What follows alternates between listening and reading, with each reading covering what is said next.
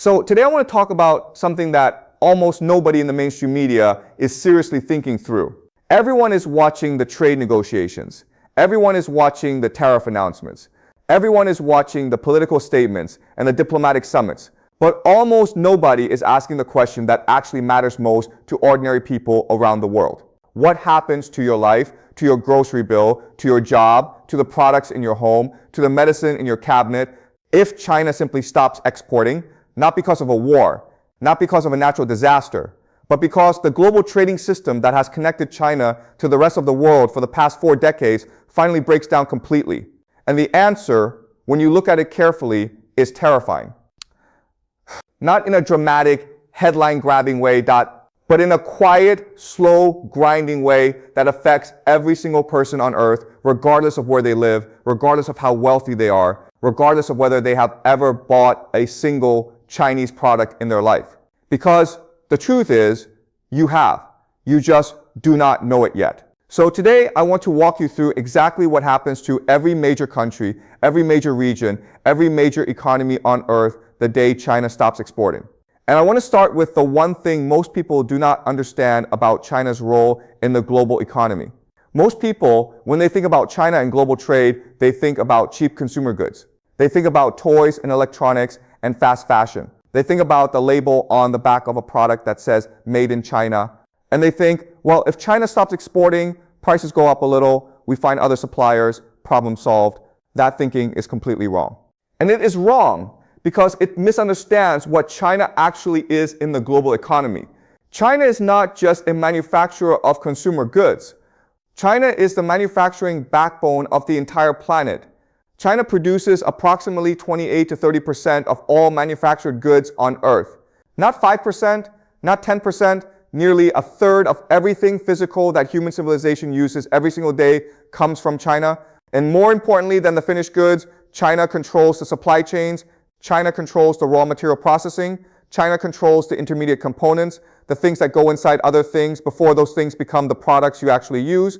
The medicines, the semiconductors, the batteries, the solar panels, the steel, the chemicals, the rare earth minerals that every other nation's industry depends on. When people say China is the world's factory, they mean it literally. And when a factory stops, everything that depends on that factory stops with it. So let us start with the most immediate and the most personal impact, food. And I know what you are thinking, China does not grow my food. My food comes from local farms or regional suppliers. And you are partially right, but you are missing something critical. The fertilizer that grows your food, the chemicals that protect your crops, the packaging that preserves and ships your food. A significant portion of all of it either comes from China or depends on Chinese-produced inputs somewhere in the supply chain. China is the world's largest producer of phosphate fertilizers. It produces roughly 35% of the world's nitrogen fertilizers. If those exports stop, global fertilizer prices do not just rise. They collapse the ability of farmers in dozens of countries to plant at scale. And when farmers cannot afford fertilizer, yields drop. When yields drop, food prices spike. When food prices spike in wealthy countries, people are angry. When food prices spike in poor countries, people starve. The first and most direct human consequence of China stopping its exports is a global food crisis that arrives not through dramatic headlines, but through quietly emptying grocery shelves and quietly rising prices over weeks and months. And now let us talk about medicine, because this is the one that should genuinely frighten every government on earth, and almost none of them have prepared for it. Approximately 80% of the active pharmaceutical ingredients used in medicines manufactured in the United States and Europe come from China or from India using Chinese raw materials. 80%. That means the antibiotics in your medicine cabinet, the blood pressure medication your parents take every morning, the cancer treatments in hospitals across the Western world, the insulin that diabetic patients depend on to stay alive.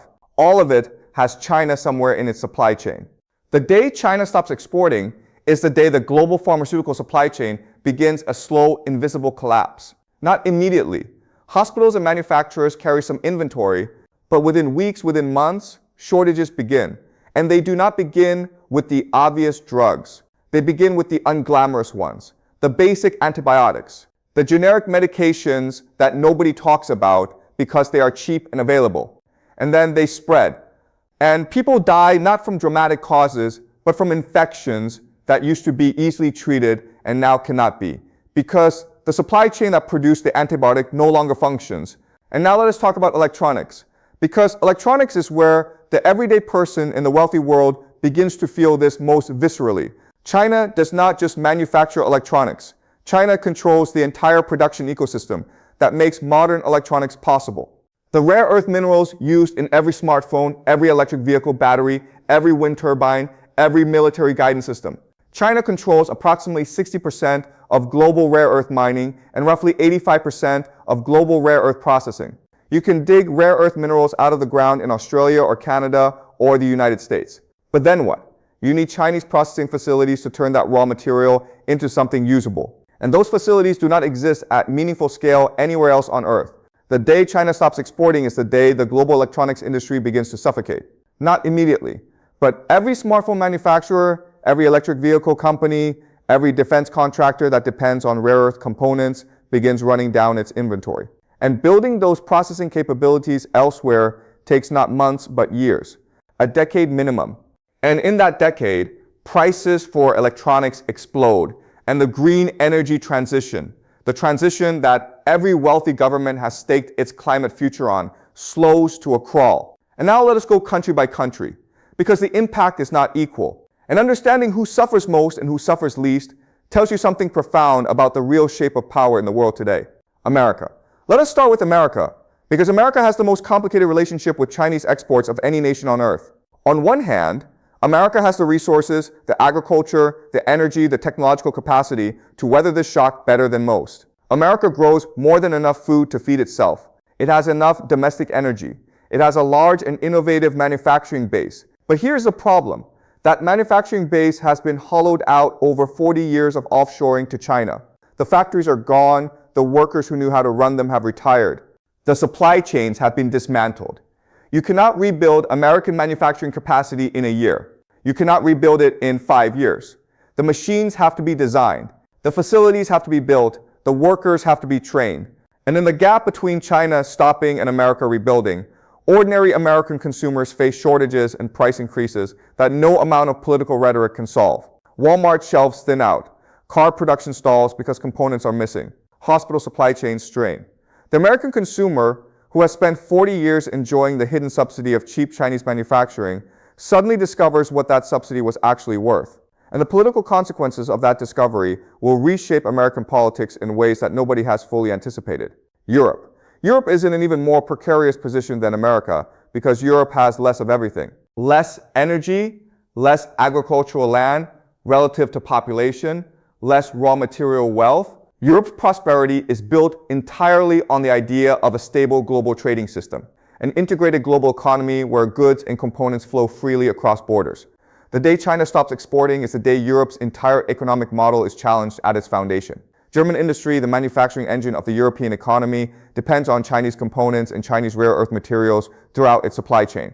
German car manufacturers, the pride of European industry, are deeply exposed, and Europe has spent the last decade betting its energy future on renewable technology, wind turbines and solar panels, the very technology that depends most heavily on Chinese-produced components and Chinese-processed rare earth minerals. The green transition Europe promised its citizens becomes simultaneously more urgent and dramatically less achievable. Europe faces a decade of painful industrial restructuring at exactly the moment it can least afford it. Japan and South Korea. These two nations are perhaps the most immediately and most severely affected economies of all, because Japan and South Korea have built themselves into the most sophisticated, most deeply integrated nodes in global manufacturing supply chains. Japanese and South Korean companies do not just buy Chinese goods. They are woven into Chinese production networks in ways that took decades to build. Sony, Samsung, Toyota, Hyundai, these companies do not exist in isolation from China. They exist in deep interdependence with Chinese factories, Chinese components, Chinese processing. The day China stops exporting is the day Japanese and South Korean manufacturing begins to seize up in ways that will shock their citizens who have grown accustomed to prosperity and stability. Both nations face a fundamental restructuring of their economic models that will be the defining national challenge of the next generation. Southeast Asia. And here's the part that most people do not expect, because most people assume that if China stops exporting, Southeast Asia wins. The factories move from China to Vietnam, to Indonesia, to the Philippines, to Thailand. And this is partially true. There has already been a significant shift of manufacturing from China towards Southeast Asia over the past decade. But here's the reality that complicates that story. Southeast Asian manufacturing depends on Chinese components. Vietnamese factories making shoes and electronics still import a significant portion of their materials from China. Indonesian factories still depend on Chinese chemical inputs. The supply chains that run through Southeast Asia all ultimately connect back to China at some point in the chain. And more fundamentally, Southeast Asia does not yet have the infrastructure, the skilled workforce, the industrial ecosystem to absorb the manufacturing volume that China currently handles. It can absorb some of it, but some is not all. And the gap between some and all is where the global shortage lives. India. India is a country that carries the most hope in this scenario and also faces the most complicated challenge.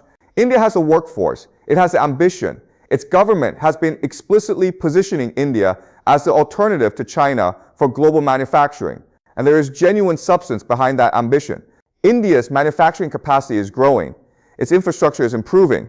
Its technology sector is world-class. But India faces one enormous obstacle that no amount of policy ambition can quickly solve: supply chain depth. China has 40 years of accumulated supply chain infrastructure.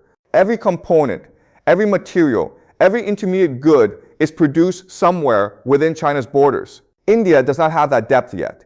Building it takes time. And time is the one thing a world suddenly deprived of Chinese exports does not have: Africa.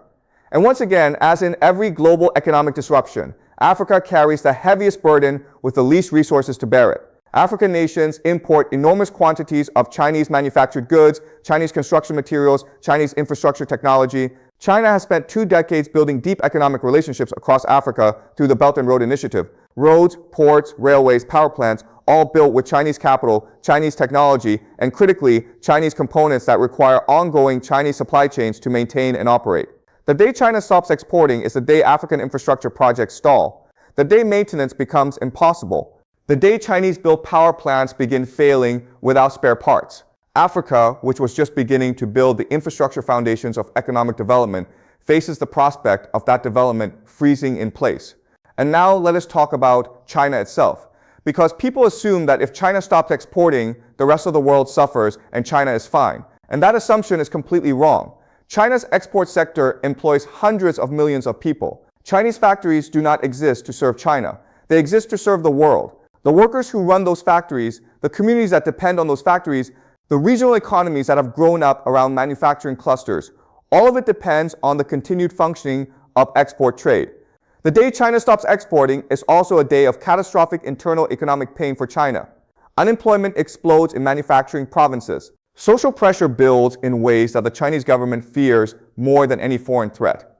The Belt and Road investments that China made across Asia and Africa begin generating losses rather than returns. China's foreign currency earnings, which it uses to buy the food and energy it imports, dry up. Because China is not self-sufficient either. China imports enormous quantities of food. It imports energy. It imports raw materials. And it pays for all of that with export earnings. Stop the exports. Stop the earnings. Stop the earnings. Stop the imports.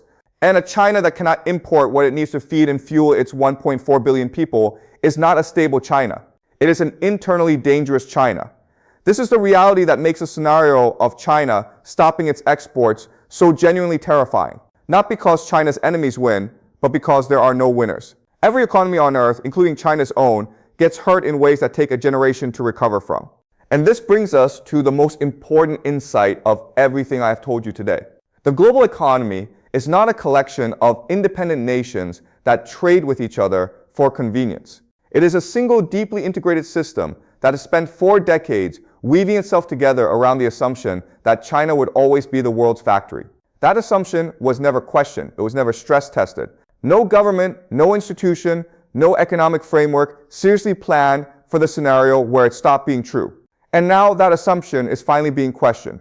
Not because China has stopped exporting, but because the political and technological and military tensions that could eventually stop it are becoming more visible every day.